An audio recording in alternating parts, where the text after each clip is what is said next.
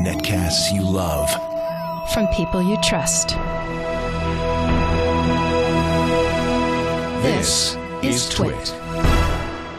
Bandwidth for Ham Nation is provided by Cachefly at CACHEFLY.com. This episode of Ham Nation is brought to you by Audible.com. To download a free audiobook of your choice, go to audiblepodcast.com/hamnation.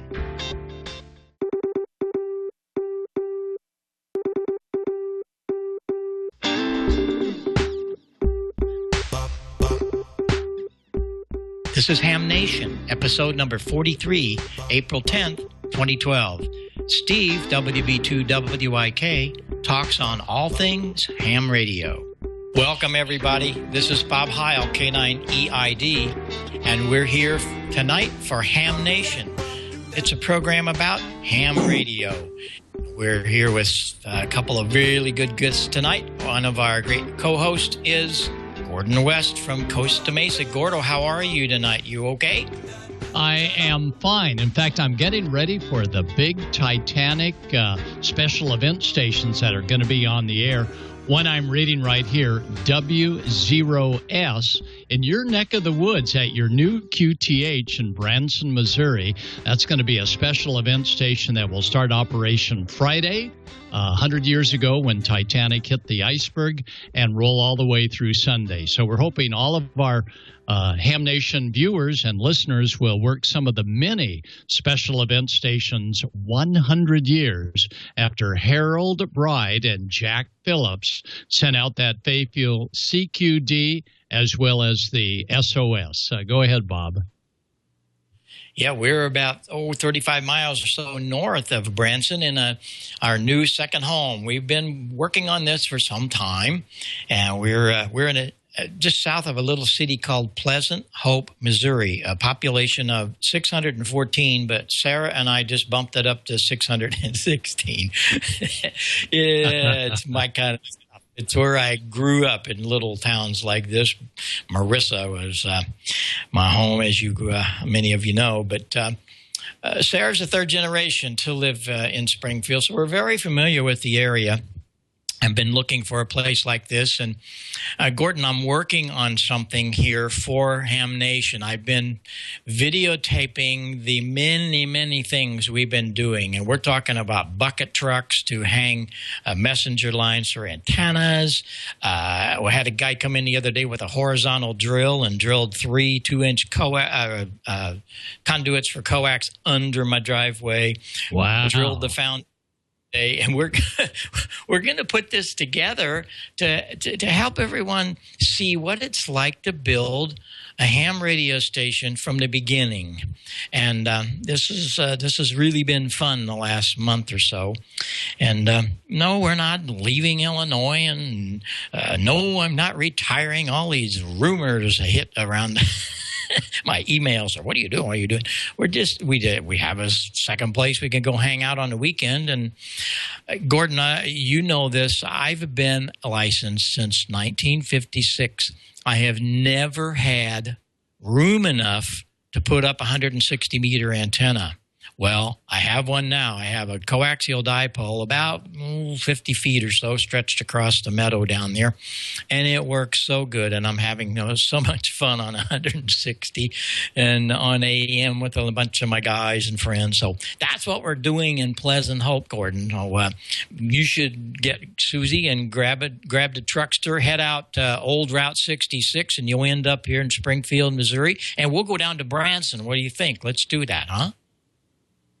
I think that sounds great, Bob, and we sure look forward to seeing that new QTH. But a garden hose underneath the driveway, and you just let it roll and roll and roll, and finally you'll get through the 50 or 60 feet of horizontal driveway, and then you can run that hopefully a submersible coax cable where you just bored a hole out with a garden hose. But I think your drill is probably a better way to go. Oh, but I had tons of rock under this thing. That was the big problem, but no problem. We got that finished. And Gordon, we've been doing a lot of club meetings together, and not at the same time, of course, George and yourself and I. And I wanted to report a couple of those. You've had many of them, and they've been really fun, I'm sure. What was your latest club that you did? Well, last night I was working with the Dade Amateur Radio Club in Miami, Florida, and they dropped the big news on me that there is going to be a Miami Ham Fest this coming year in 2013. It's going to be the first weekend in February. Used to be called the Miami Tropical Hamboree. Now they're just going to call it the Miami Ham Radio Get-Together. But by golly, they're going to try and pull it off. So the Dade group we did last night, and they were a lot of fun. And tomorrow night we do an Arizona group. So it's always fun to address these groups via Skype. Yeah, we worked the other night with the Atlanta group, and then we're going to be on with an Ohio group next, let's see, it'll be Thursday in a couple of days. One thing that I note about the clubs, though, it's really tough for a club to promote some of their special events because clubs are they have a lot of problems today getting people to show up at the meetings. And we've got to help them along the way to promote some of their activities. And I just love the idea that we can take Skype, what a great technology, and use it to bring these great programs to them. So if you guys are doing anything with your local clubs, why, let Gordon, George, or myself know, and we'll come over and visit you. Well, no, not physically, but get your Skype out, and we're ready to go. So we've had really good luck. How are all your signals and things that you did at the clubs, Gordo? Is it held up really well? Yes, each of the clubs have done a great job of providing a good Skype connection. I could hear all of the folks ask the questions in the background, and we just encourage all of the clubs that if you sign Gordo or George or Bob or any of us up real early, like 3 or 4 or 5 months in advance, don't hold back that information. In other words, every single month in your club newsletters and on your club's web showing, be sure and list that we're going to be there. And that way no one gets upset when they find out that we were there, but they weren't. Back to you, Bob. Yeah, it's really a very important thing. Let's see if George is aboard. George, are you there from Mississippi with us tonight? I sure am, Bob. It's good to see you tonight, and good to see you too, Gordo. And I know you got a lot of interesting stuff lined up for us, and I'm looking really forward to seeing you next week, Bob, at the NAB show, along with Julian and all our great ham friends. We're going to have fun. That's next week in Las Vegas. Anybody that can get there, why, come on down. On Wednesday night, we have a very special reception at BSW and Heil Sound. We do this on Wednesday night. That's kind of the closing night of the NAB convention. But over next door in the Hilton, Ballroom B, come on down. We free food and drinks and all that. But the best part is this year I think they're up around $18,000 worth of prizes that have been donated. And we're talking about things like large transmitting tubes. Last year was a tower. We're talking about a $5,000 or $6,000 tower somebody won. Kenwood radios, Yaesu radios, ICOM radios. And there's only like 800 to 900 people there, which is quite a bit for a hamboree, so to speak. But, boy, your odds are good. So, George, what do you think? We're going to see some of our buddies win something, don't you think? I think we probably will, Bob, and that's always a great event. I've been to it a number of times. Always a big crowd in there and lots of good hams. And, of course, the majority of them, I guess, are broadcast engineers. There might be a few technicians and owners and salespeople and such in there, but I think the largest part of them are engineers, so we all speak the same language. Absolutely. Yeah, that's the whole thing. The National Association of Broadcasters, and so many of the technicians in the stations around the country are hams. That's what started this whole reception. We thought this would be a great thing to have at the close one night to get all the hams together, because there's a lot of them there. And boy, we've had so much fun. But then it turned into an international thing, and that is where Ham Nation was born. Last year, Leo brought his whole team, and they're going to be there again.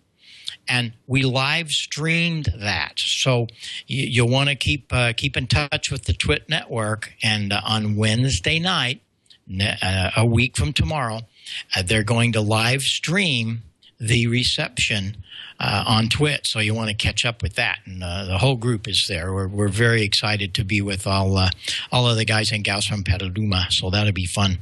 And got a bunch of other things going to go on. Let's see, Tuesday afternoon is when Ham Nation will happen. So we'll get that all cooking and be on the air with Leo and several other people. George, you'll be there live. So we're gonna have some fun on Ham Nation, but it's not going to be tomorrow or next week at 6 o'clock because they closed the building down, and we all have to leave. So we'll be on in the afternoon. So check the TWiT schedule for the exact time. So that's the story, and we'll keep you abreast of all of that. So I'm looking forward to seeing everybody there. So just come on down to the Hilton, and we'll see what we can do. I read eHam. Gordo, you read a lot of eHam things. In fact, you post a few things on eHam, don't you? Well, occasionally someone will take one of my comments and I find it on eHam. But I always enjoy reading eHam because it's like a free-for-all. And if somebody has something to say about a product, there's no holding back. And you really learn a lot about different ham radio products as the many operators use them in different ways, maybe different than what the product was designed for. But it's always fun reading, and I always learn a lot on eHam. Well, I read it sometimes a couple of times a day. I'll refer to it, and I always get a really, really great thrill out of seeing things that are answered properly. There's some things that aren't answered properly. And one of the guys that keeps floating to the top of the cream is Steve Katz, WB2WIK. And I really admire his writing and his wisdom. And guess what? We have with us tonight Steve, WB2WIK. Steve, it's so nice to have you with us here on Ham Nation. Thanks for taking the time. And we want to just talk about all things ham radio. So greetings to you.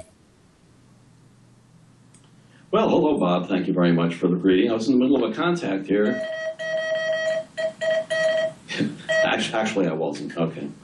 Anyway, it's great to be here on Ham Nation for the first time. I didn't have enough time to prepare a good audio system, which I really should have, but I just found out about that like a few days ago, and it hit me too late. But I did bring my new Heil BN-AN-1 microphone. So hopefully you can see. It's got PTT, which is Peel to Talk. So, well, all right. Anyway, we have some things that we talk about, a little bit of show and tell stuff. And Bob, just let me know when to rip into that stuff. I'll turn it back to you. Your new digs look tremendous. I have to come visit you there sometime. Well, we're ready to hear some of your wisdoms and your help.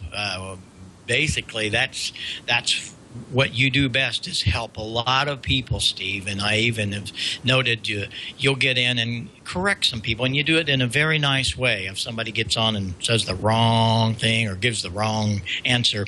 So I thank you very much for doing that. So give us some of the things that's happening in your amateur radio career. Also, you might tell us how you got here and what amateur radio has done for your career, Steve. That's a really good question. How insightful. And by the way, it was a pleasure meeting you with NAB at your party 2 years ago. Unfortunately, I missed it last year, but we had a great time there 2 years ago and giving you a hug. Anyway, yeah, I've been a ham my whole life since I was 13 in 8th grade. Started out as an SWL, as most of us older hams probably did.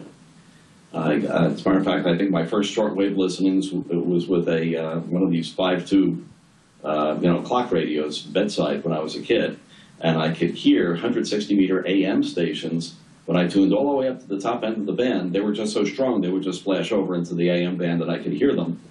And one of them, obviously, was very, very close, running at kilowatt AM. The guy had a Johnson kilowatt desk and stuff like that. And I found out that you could look these people up in something called a call book. So I went to the public library, and I looked him up. Found out he lived about a mile from me, which explained why he's so strong.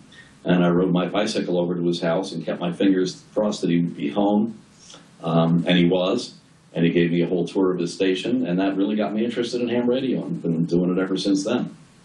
So I got my first love is CW. I worked more CW probably than anything else. Always enjoyed it. It's still a lot of fun. And I still use it even in VHF contests and stuff like that, working new grids using that mode that I just can't ever seem to get on sideband. So that's one of my first loves. I do have some stuff here, some little show and tell type stuff to try to introduce people, maybe newcomers or maybe even old timers who have more spare time now than they used to have, to get into a little bit of building. When I first started out, my entire station was homebrew. Over the years, it became less and less of that, but even now it's probably 50% homebrew, mostly amplifiers, switches, just customized equipment that just isn't on the market. MFJ has come up with a lot of tremendous station accessories, which makes the need for home brewing these little gadgets not as important today as it used to be 20 or 30 years ago. I used to homebrew everything back then. If I had a need for something, I would just build it. Now it has to be a really compelling need. But I have some stuff here that I can show, so maybe that would be of interest. Back to you, Bob. Well, let's see what you got. It looks like you got some goodies behind you there, and maybe some of them are vintage stuff that have tubes that glow in the dark or something like that. So let's take a little walk through your show and tell there, Steve. Okay, great. Well, a lot of people. I'll show you a few things that were built out of a compelling need at the time. One actually was co-developed by my friend Peter Putman, KT2B, and myself to make a club project. We had a radio club. I was the president of a club. He was, I think, vice president or technical chairman. I forgot which. But anyway, this goes back a long time ago. It's a club in New Jersey. And we wanted to make some fun projects that we could reproduce, make 20 or 30 or 40 of them, sell them really, really cheaply to the membership and get everybody building something. So this was the first one of those projects. It's a cheap and easy power meter. It doesn't actually read SWR directly, but it does read forward and reflected power. You can compute SWR based on that. And it's a real simple circuit. This is one of them. It's for VHF. This isn't very effective on HF. But this was a repeater club that we were involved with, and people wanted to be able to measure their power on 2 meters or 220 or 440, and this will do that. It's so simple that it's literally just one circuit board. I put a couple of trim pots here to adjust to calibrate it for both forward and reflected power, and it's got a 10-watt, 100-watt scaling switch, and also a forward and reflected switch. And we were able to sell these complete with the enclosure, the connectors, the meter, the switches, and everything else for $20. $20 each. And it takes about an hour to build. So it was a great club project. And I really encourage clubs to do this kind of thing because it gets people interested in the technology. They learn a little bit more about how things work. And it's also cheap. It can be cheaper to build something than it is to buy it sometimes.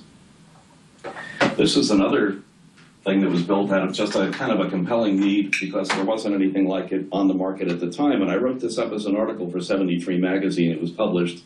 If you go on the archives website and type in WB2WIK, you'll see about 25 or so construction projects that were published over the years. And this is one of them. And this is what I call a universal NiCad, or now lithium-ion battery charger.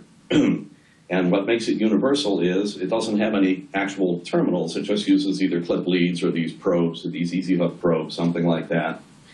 And it reads charge and current, and it reads voltage, And by turning this switch, you can charge any battery from about 1.2 volts up to about 12 volts at any current from about 10 milliamps up to about 250 milliamps. And if you want to just check the status of the charge while you've got a battery connected to it, you just push this one button, and that dumps a great big load across the battery. So that you can see if if you hit that button and the voltage doesn't drop, the battery's bound to be charged. If it drops substantially, the battery's not even close to being charged. So it's just kind of a quick and easy indicator. It's just got power on-off switch and a cord and a fuse holder. And again, this was in 73 magazine. It's a real easy project to build. It's very useful even today because it can charge a wide variety of battery types. And even including the slope panel cabinet and everything, could probably be built for about $25 or $30. Getting the meters from All Electronics in Van Nuys, California, which sells them very inexpensively. So there's another one. I can take a break if you have any comments or questions. Bob, go ahead. Well, I loved 73 magazine. You get in a lot of discussions about the first 2 or 3 pages in it, but I even enjoyed some of those sometimes. But boy, the articles were great. Gordo, you even contributed a lot to 73 magazine, didn't you, from Costa Mesa?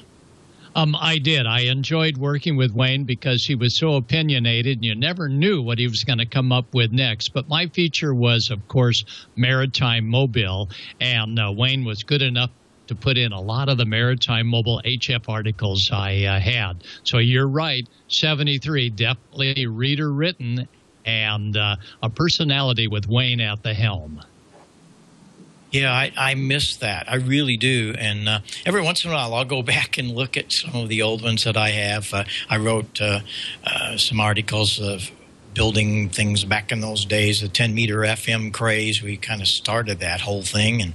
And so you're right on with some of that. And I remember reading some of your stuff, Steve, so that's great. And, you're right. The clubs need to do building projects like that, like an SWR bridge. It's simple to do. And it lets people know how some of this stuff works, some of the new guys, and even some of the guys that's been around for a long time. So that's a great project, Steve, as well as the battery charger. What else you got? You got some other goodies there? Oh yeah. Life would be not exciting without goodies. I had when I first moved to California in 1988. I didn't have a ham shack for my first year because I was in a rented condo trying to get settled. I moved here from New Jersey. Didn't have any family or any real support system here. I did have a girlfriend, but I didn't have any real support system here. I had a couple of ham radio friends, including my very, very good friend Wayne Overbeck, N6NB, who I've known a long, long time. He helped tremendously. He even helped me get settled. But anyway, I decided to do some mobile operations since I didn't have a ham station at home. And the first thing I thought of, well, let's just run out to Radio Shack and get one of those little 10-meter rigs. So I did. It was called an HTX 100. This was in 1988, and I think they were $149 or something like that. It's a 10-meter only, low-powered rig. And you could operate it in either 5 watts or 25 watts. Well, 25 watts wasn't quite enough. I wanted a bit more power than that, so I wanted to build an amplifier that could take 5 watts drive and boost it up to maybe 150 watts or something like that, which yielded this. So this one I never published because it would just be kind of too stupid to publish it. Anybody could do this. Basically, the amplifier is built from a Motorola applications node called EB63, which is, you can download that from the internet for free. It's been on the internet since the beginning of the internet. It's a really old app node, or it's an engineering bulletin from Motorola Semiconductor. And it uses a pair of MRF 454s. And this circuit board you can actually buy complete, not wired, but you can buy the board and you can buy the components from a company called Communications Concepts Incorporated, CCI. They have a website. You can still buy it. That whole kit of the board and the parts is only about, I don't know, $89 or something like that. It's not very expensive. I changed some things. When you buy the kit, it doesn't come with any kind of chassis or housing or connectors or fuse holders or anything like that. And also it had a carrier-operated relay circuit that I didn't like at all. It wasn't very good. So I built my own separate carrier-operated relay circuit, which is here. I don't know if that's clear enough to be really seen well, but it's on a separate little perf board with just an IC and some transistors and stuff, and that's here. And I just built it onto what would normally be the bottom of a cheap Bud chassis, but I made that the top, bolted the transistors to this heatsink, which came from Radio Shack for about $5 at that time, and you just take this is the complete amplifier in this hand, drop it into the box, and now it's a shielded amplifier, and it's done. And that is oh gosh, not even close to a one-day project. That's maybe more like a 2 or 3 hour project, including drilling and punching and everything else. And it does output about 130 watts with 5 watts drive on 10 meters. Now, it doesn't have any low-pass filtering, and if you drive it that hard, the second and third harmonics are illegal. So I always put a Drake low-pass filter right at the output of this, just a plain old Drake low-pass filter that you can get. Lots of people sell stuff like that. And if you use it on 10 meters, that legalizes it up. It knocks the second and third harmonics down 60, 70 dB, and it becomes a real legal amp. But if you want to use it on the lower bands, which it will cover, then you really should have a band switch low-pass filter. And CCI sells kits like that, and of course you can homebrew it from scratch from plans in the handbook or other places. And I did build something like that. I built a 6-band switch low-pass filter that cost maybe $60 or so to build, and it follows this and just keeps it clean and legal.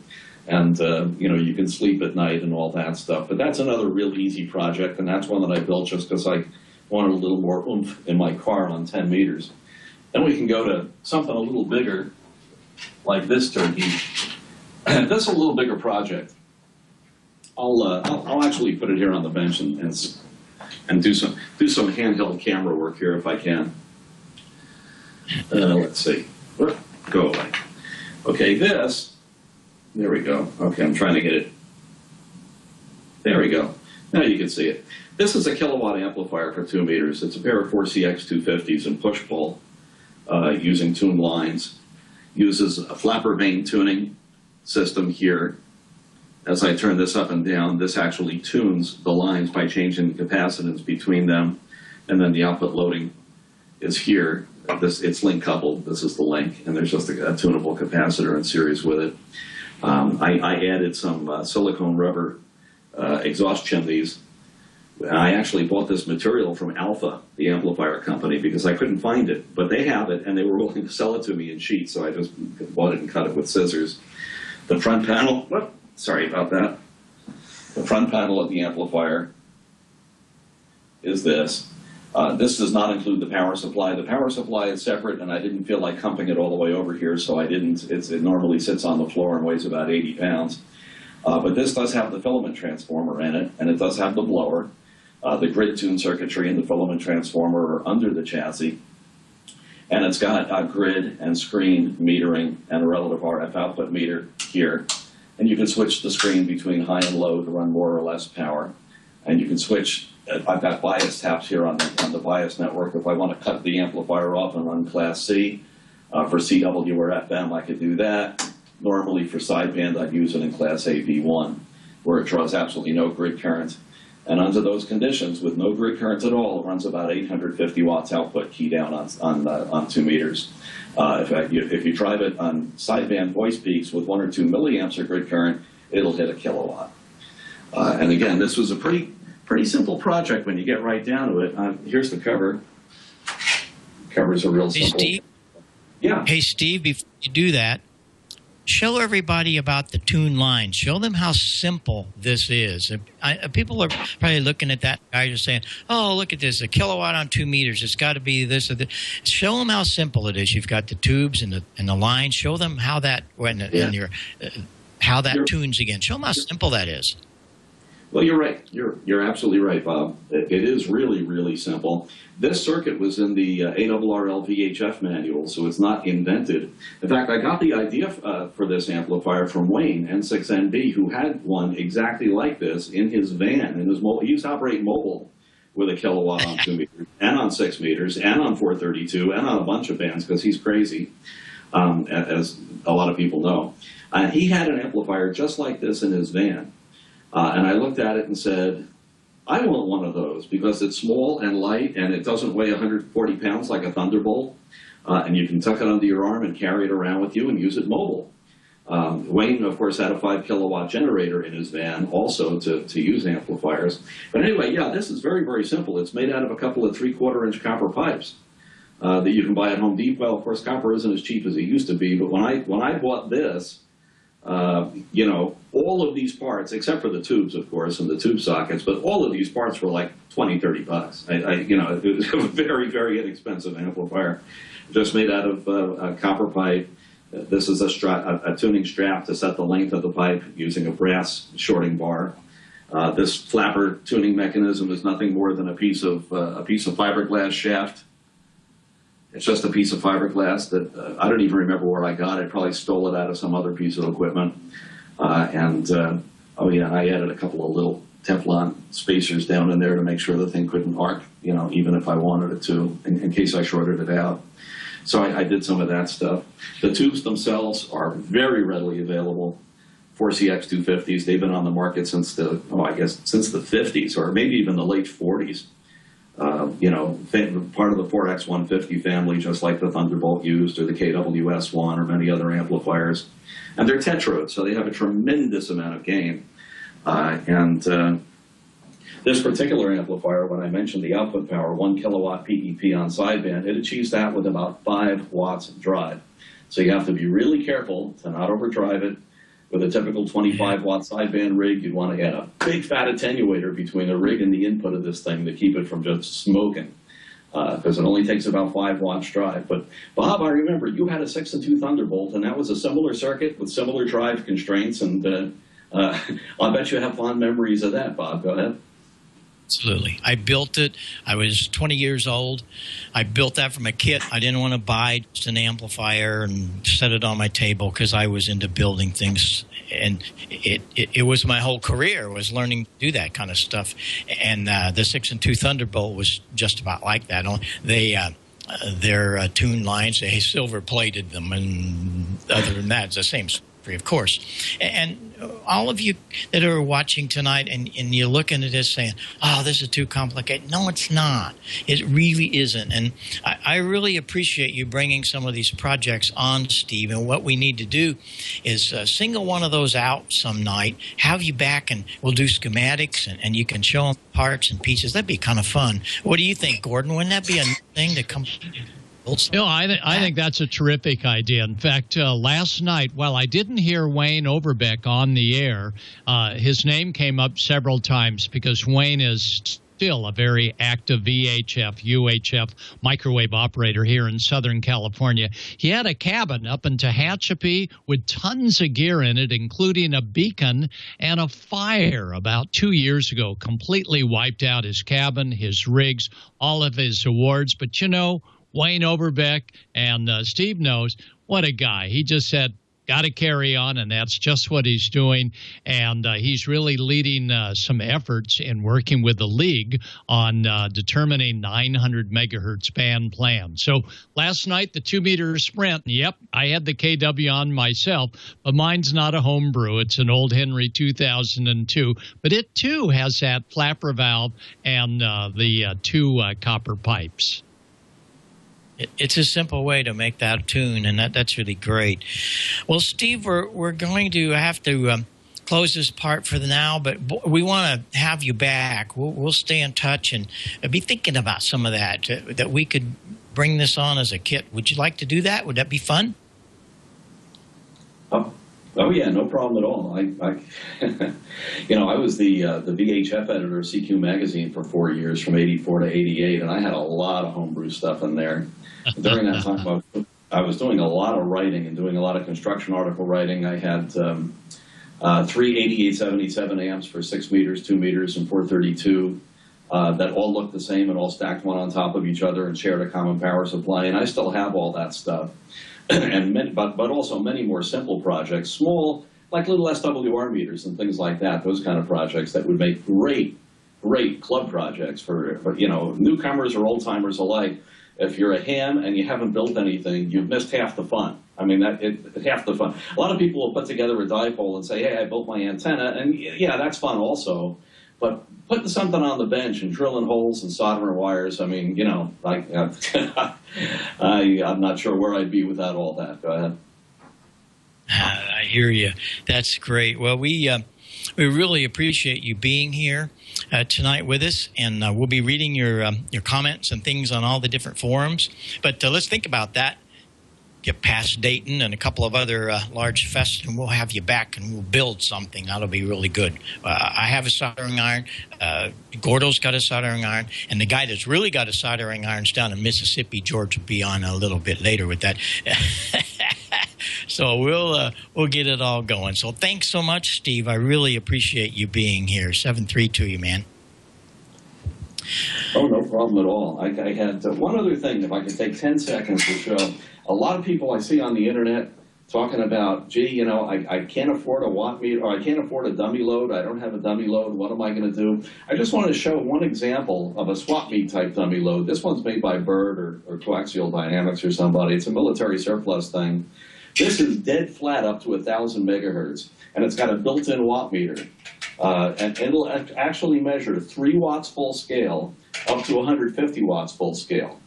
And the dummy load is good for 150 watts continuously. And these, at the TRW swap meet down here in Redondo Beach, and I know you've been to that, Bob, these things are $65. And they work. They're perfect. They're in perfect condition.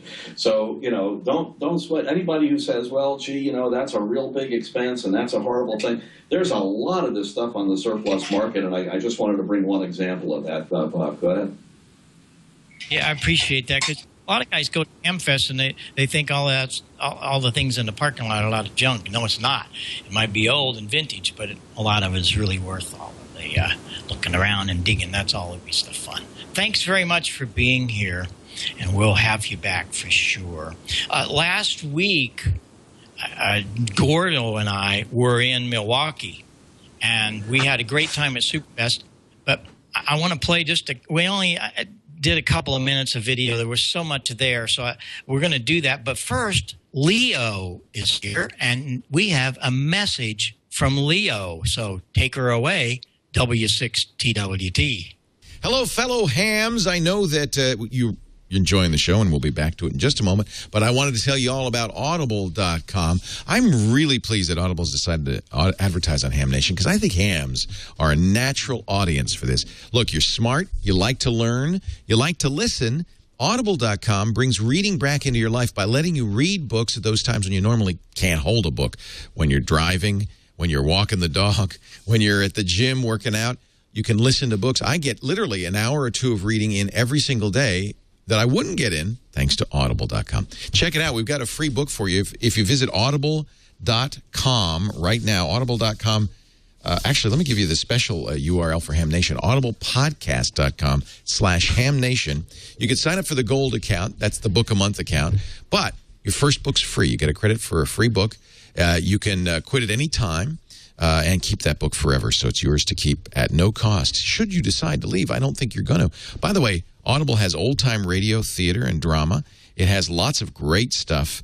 The Lux Radio Theater, American Radio Works. I know a lot of you have a kind of a fondness for the olden days of radio. You can listen to Audible for that, but also all the best Are Husbands Necessary? Classic movies on the radio with Burns and Allen. Now that, you can get that for free. Get that for free. Of course, they've got bestsellers, too. The Hunger Games, very hot right now because, of course, the movie just came out. They've got books in business, classics, fiction and nonfiction, history, science and technology. And I suspect a few hams are sci-fi fans. And I got to tell you, this is a great place for sci-fi fans. I've been an Audible member since 2000. I have to admit, when I first joined Audible back in 2000, there weren't a lot of great sci-fi books on here, but they've made a concerted effort with their Audible Frontiers program to record many of the greatest science fiction books that were never on audiobook, like Robert Heinlein's The Moon is a Harsh Mistress. What a great book that is. Tell you what, visit audible.com, pick a book, then go to audiblepodcast.com/hamnation and get your first book free. You're going to love it. And we thank Audible for supporting all the hams and Ham Nation. Now, back to Gordo and Bob and George and the guys. More Ham Nation. Thanks, Leo. And Audible is really cool. If you haven't looked into that, you can do that. And I know Leo does a lot of Audible things. It's cool. Well, Gordo, we had a great time in Milwaukee, and the only problem is that we had so much going on. It would be a major thing to. We could take the whole hour showing the video, but wasn't that a fun Superfest this year?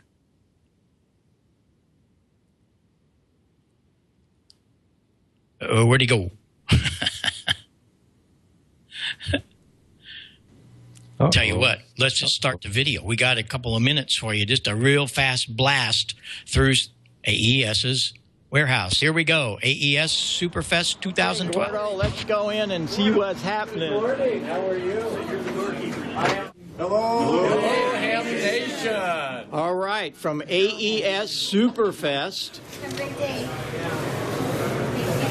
Okay, here's information about it for those that would like it. Welcome to AES Superfest. Come on in and get warm. Hello, everybody.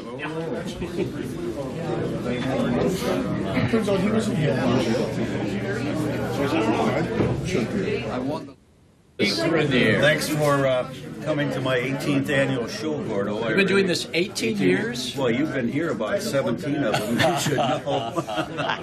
Well, the amateur community certainly appreciates all that AES and that you do to make this happen at Superfest. Well, you know, I'll do it as long as I can. Nation, this is the man that does the antennas for Tim Allen's set. Exactly, and actually I have one set up right here that people have been taking a look at. The only thing that would really fit up above the set is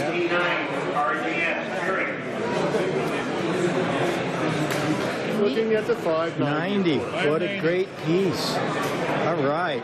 very nice. It's Randy. You got HRD up and cooking, huh? See the waterfall. I have an 857.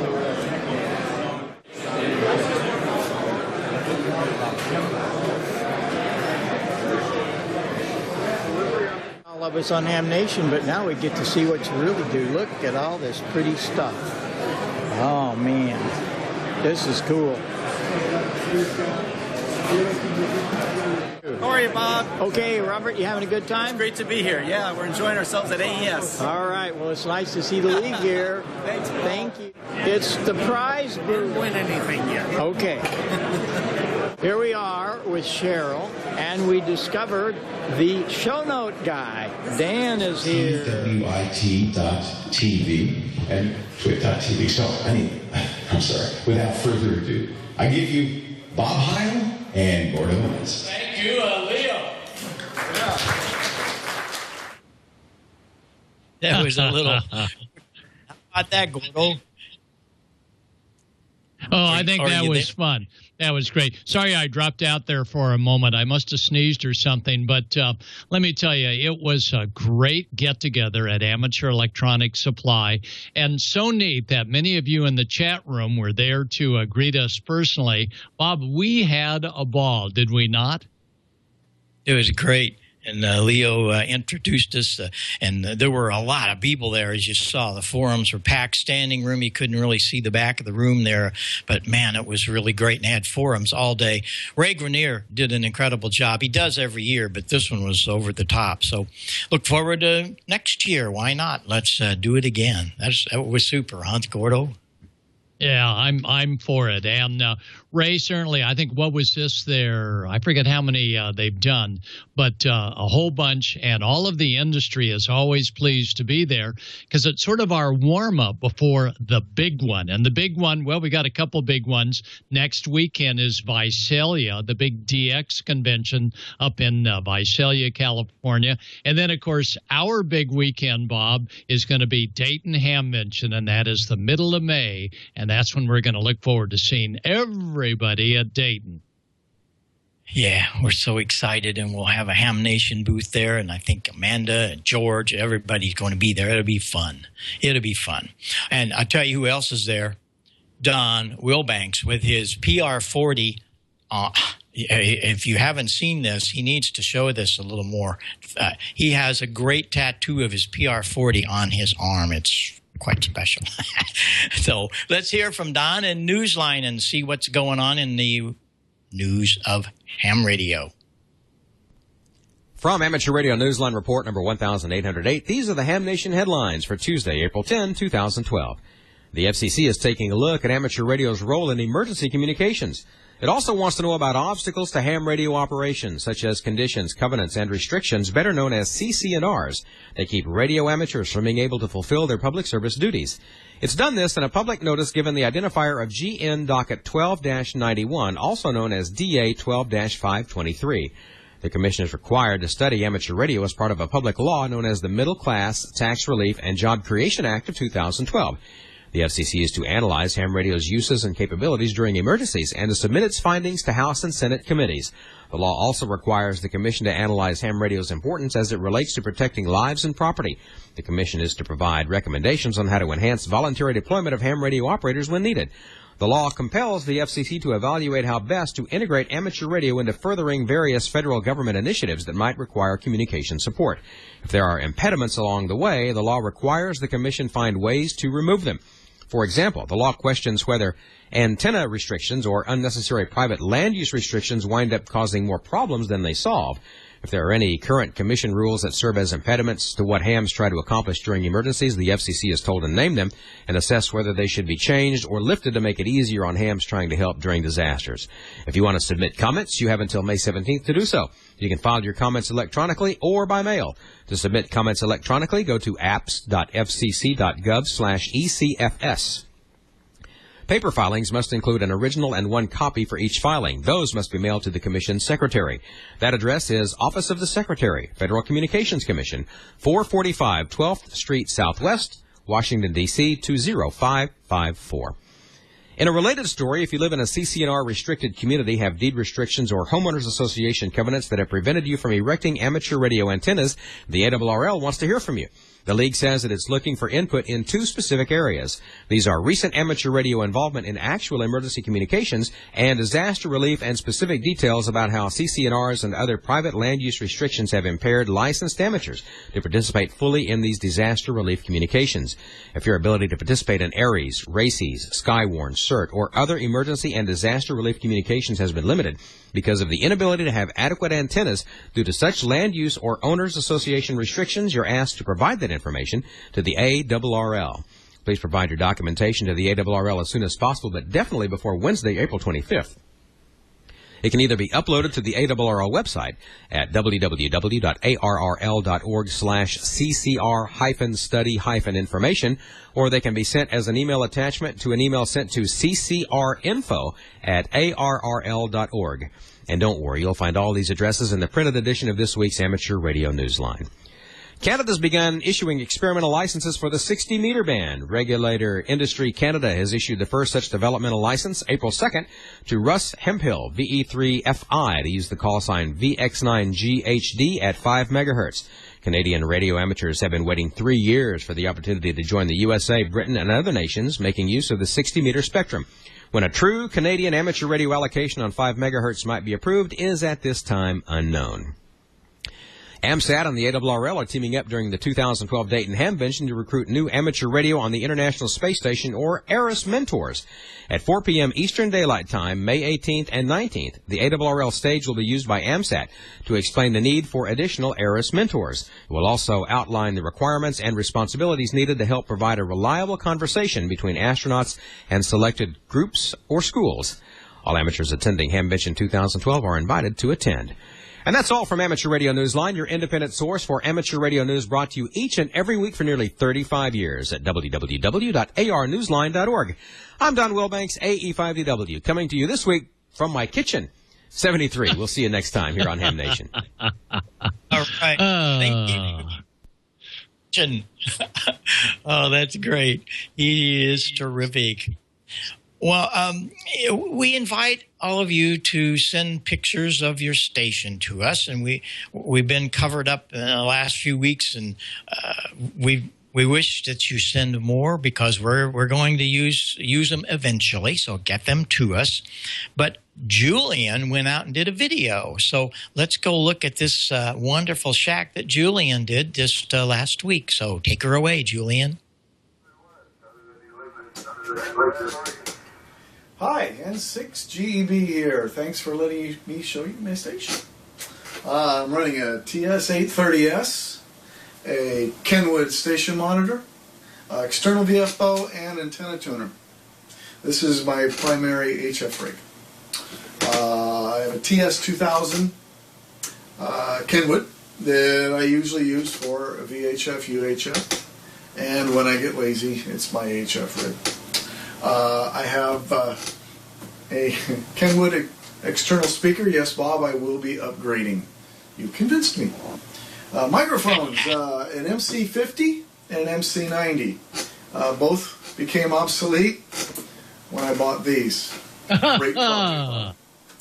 For antennas, I'm running a G5RV at about 40 feet. Works rather well. On my roof, there is a 6-band Cushcraft vertical, which I use for usually my 6-meter antenna, and a J-pole, simple J-pole for my 2-meter. That's my base station, but I have a question, Bob. I'd love to run a boom mic, and more than likely a PR40. I would like to run them at these at the same time through a mixer. I would like to be able to choose the radio and the microphone without switching back and forth. Not difficult, but sometimes it's time consuming. So maybe we can address that at a future Ham Nation. But thanks for letting me show you my station. And this is November 6th, Golf Echo Bravo, Petaluma, California, 73s. All right. Well, we've covered that here for 2 or 3 weeks. George and myself, we showed you how to build a box to do that. So you can do that with a little mixer or with one of Julius, W2WIK. You can switch microphones on that too. You might want to look into that. That's pretty cool stuff. Well, that was great. Julian, thanks for doing that. And it's nice to see some of the stations. So you guys get out your cameras and send us some pictures. We'll be looking forward to that. We're going to have quite a bit next week when we do this show from NAB. We'll be able to pick up some of those pictures. We'll show some more of those. So get them to us, and let's see what we can do. Well, we're going to go to Northern Illinois. And usually Northern Illinois, I'd go over here on 3850 and I can talk to Cheryl. But tonight we're going to get to see and talk to her. And we saw her at Superfest. So how you doing, Cheryl? It's good to have you here tonight. And what's going on in the chat room? Hi, Bob. How are you? Hi, everybody. Welcome to Ham Nation. Great to have you here tonight. Just wanted to say that was a great piece and a wonderful Radio Shack there that Julian had. Really beautiful, nice work there. Doing just wonderful. I just wanted to chat a little bit about what someone had said about the new kit for a new project. Some of the things that are needed. They put this comment in the chat room that you would need 2 tubes, some copper pipe, a toilet flapper, and some chewing gum for the next project. I didn't say it. I just wanted to relay that. And they wanted to know, Bob, if you were actually using the whole town's internet for tonight's show from your end. That was one. Obviously, they weren't listening in the beginning. This is a brand new satellite, broadband satellite system called Exceed. It's only been on the air a couple of weeks, and it is, as you can see, fabulous. So we're not tied to anybody's internet or anybody's coax. We have, if it was lighter outside that window, you could see it, a little dish about the size of a DirecTV dish. And Exceed, go check out their website. It's pretty cool stuff, and it's not expensive. And so I'm really happy about what's going to happen here with Exceed. It's a part of Viasat, so check it out. So that's the answer on that one, Cheryl. Well, that settles that then. But moving on, there was a new ham that was going to be getting their technician soon. And he or she said, I was thinking about getting a Rockmite once I get my technician license.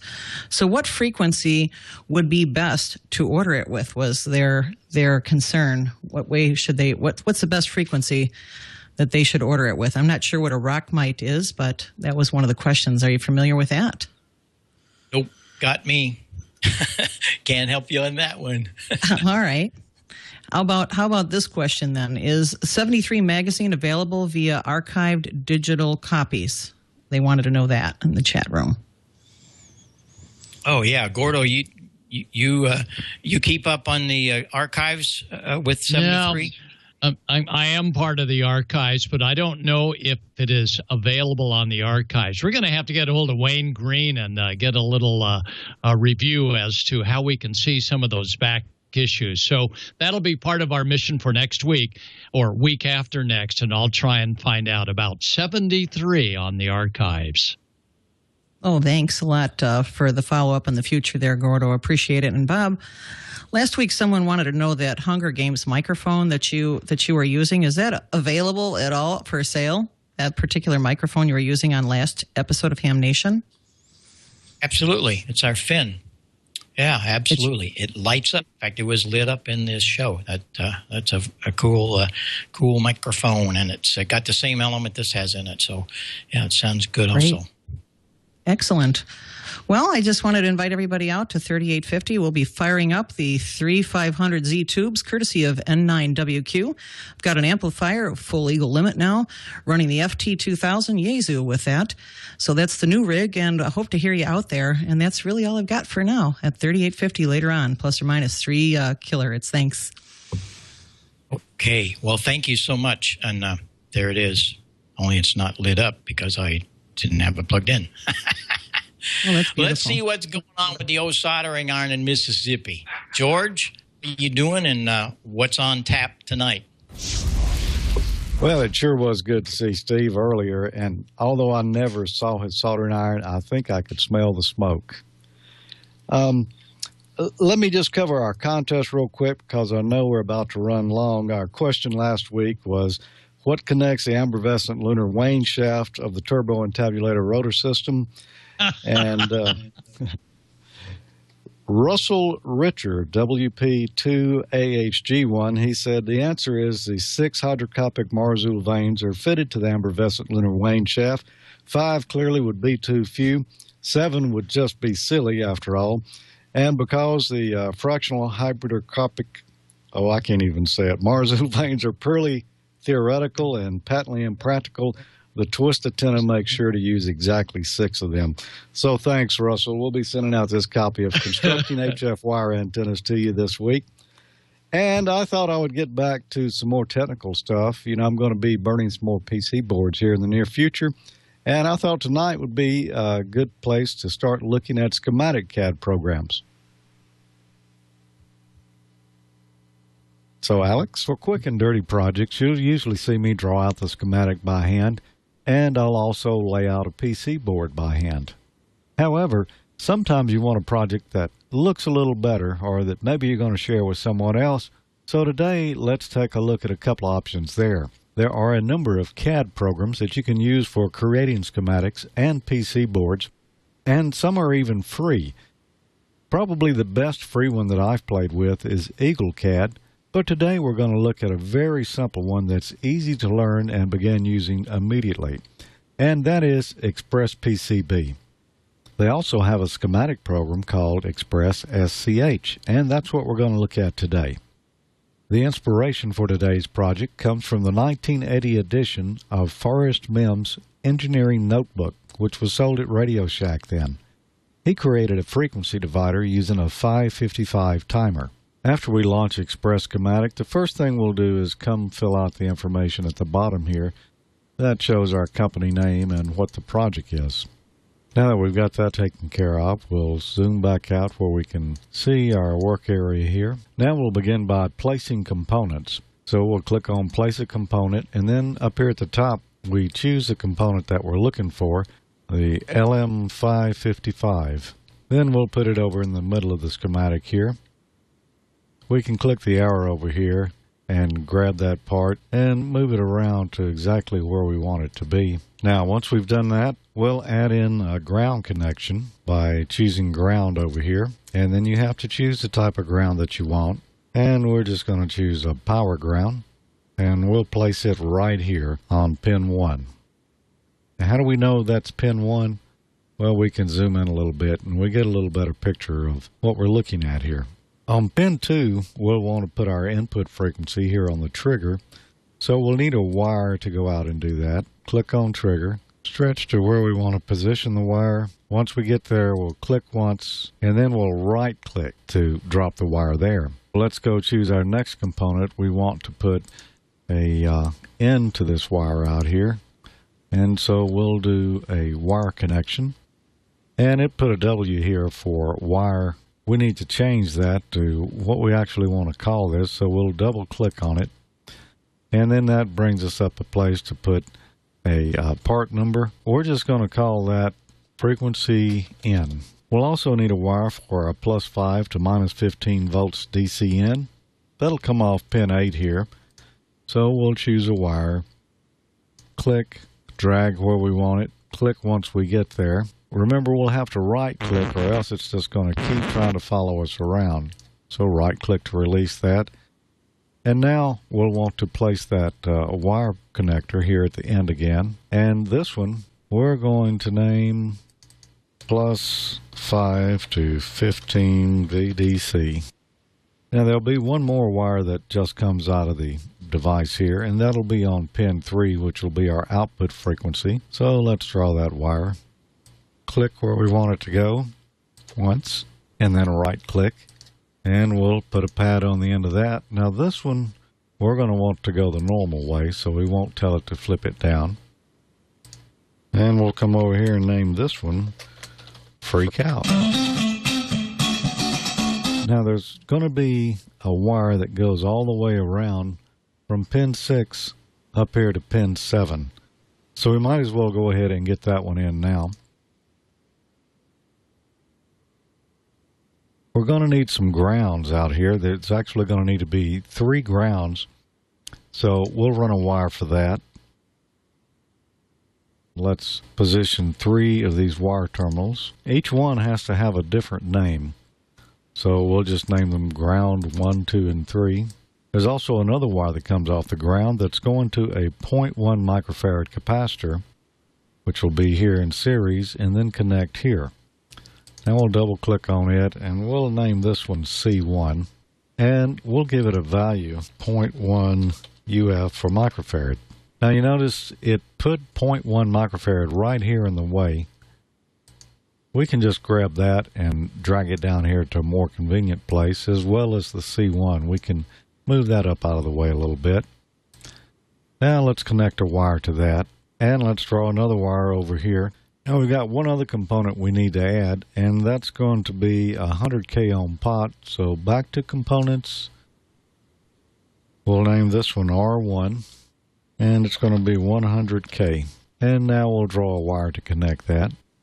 Now the wiper is going to come right up here off our DC input, so we'll click there and click on the wire, and then right-click to release it. Now at this point, we think we've got a completed schematic, but we should go up here to File and click on Check Schematic for Netlist errors. And we didn't find any here. If we had, though, it would give us a list of them and give us some clues as to what we didn't have right. Now I'll save this file, and we can print out that schematic by just going to File and Print here. And now that gives us a professional looking printout of our schematic. Next week, we'll look at Express PCB and how these two programs tie together. That really was easy to use, much easier than any of the other CAD programs I've tried. EagleCAD is a nice one, and the link may have been wrong on that. It's, let's see, it's cadsoftusa.com for that. And it's much more comprehensive, but it's really hard to beat this Express PCB and the Express schematic that we looked at this week. They're both free. That company manufactures PC boards, but you can print out your own stuff, so you don't have to use their services if you don't want to. Wow. Good stuff, as always. I need to get more involved in that. So, can I come down and take lessons from you on how to do that? You sure can. We'll even warm up the soldering iron for you. Okay. Well, we're going to go out and see what's happening in Colorado. We're running long here, but let's see what Amanda's got. Amanda, how are you tonight, and what kind of tales do we have from our amateur radio friends? Well, good evening, everybody. I'm doing great. Do I sound okay? Oh, yeah. Good. Okay, sound perfect. great. You look great. I wanted to make sure. Oh, thanks, Gordo.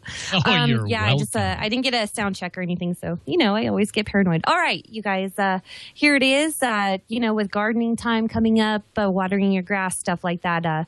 This wonderful ham, he calls it the death and resurrection of the HW16, but I call it beware what responsibilities you give a 6-year-old. Okay, so after being licensed in 1995, a friend got me interested in HF and also sold me my first HF rig, a Heathkit HW16, 50-watt 3-band CW rig.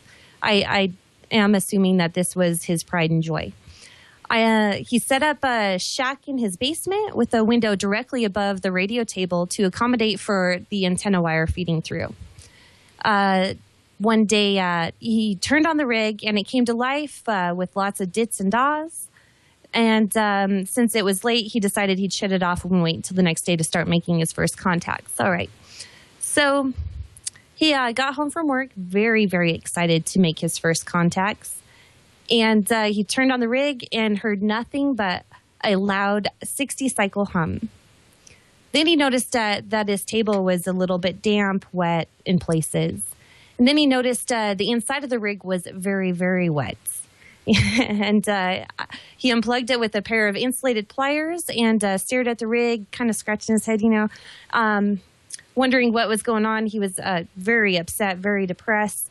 And he was pretty sure that his HF days were now numbered. Although he went upstairs to go to dinner, and that night his son, Alex, who was just 6 at the time, said, "Daddy, I watered all the flowers next to the house just like you asked." So he felt so bad he didn't want to tell his son that after what he had told him to do for his chores for the day that he actually ruined Daddy's rig. He went through everything he could possible to fix this thing. And he contacted his Elmer, who got him into the hobby and everything, and asked him if there was anything he could do for the rig. And Elmer said, yes, take top and bottom off, blow dry it out a lot of times, do it over and over and over again. So the guy was, okay, I'll do that. And next he had... Needless to say, he forgot that he didn't have a speaker in the rig. So he remembered that, and voila, rig works just fine. So after thinking about it, now the rig needs its second resurrection because he has not used it for a long time. But we wish him very good luck in that. And that is November 3, Romeo Oscar Charlie. Thank you so much for sharing that story. And since Bob and Gordo have been talking about clubs and they want to hear more about clubs and everything else, so I want to hear that in Ham Tales as well. So you guys, please send me all of your club stories. Anything that you have done. Have you brought a club back from the dead? Anything like that, we would love to hear about it. So send that to hamtales@live.com. And that is HAMTAILS@LIVE.com. So there you go, you guys. Thanks so much. That is great. Thanks, Amanda. Great. Thank you, Gordo. Tales. All right, Bob, over to you. Well, it's been a great night, and we appreciate everybody being here. Amanda, that was great. Cheryl's watching over the chat room, and she's already fired up on 3850. It looks like 7268's good. By the way, somebody asked, what am I using here? This is a Pro 2. I love that Pro 2. I've had it a long time. And Collins 30L1 amplifier. That's all I really have here. I got one of my little powered speakers that I built years ago, but we got more stuff to come. But remember, our main home is back in Illinois, and so we got to keep that all going too. But I really love this and all the many, many antennas I now have, so we're having fun. Thanks very much for being here. George, we'll see you in Las Vegas in about a week. Is that right? That's right, Bob. We'll look forward to seeing everyone else who can get off work that day. Around 4 p.m. Pacific time, I believe, is when Ham Nation will stream live from the NAB studios there that TWiT is going to be broadcasting from that week. Yeah, looking forward to that. And Julian will be there, and we're just going to have a big time. So we'll look for you on Ham Nation here next week early in the afternoon, and see you live streamed from the Hilton on Wednesday night, 6 o'clock West Coast time. So 7-3, everybody. I'm going to go out and start pulling some more wire. Yeah, I know it's dark, but got to get it done.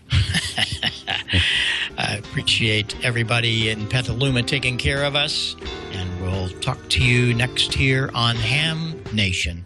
Pass the word and have fun. Amateur radio is the greatest hobby in the world. 7-3 from north of Springfield and south of Pleasant Hope. Population 616. Bye-bye for now. This is K9EID.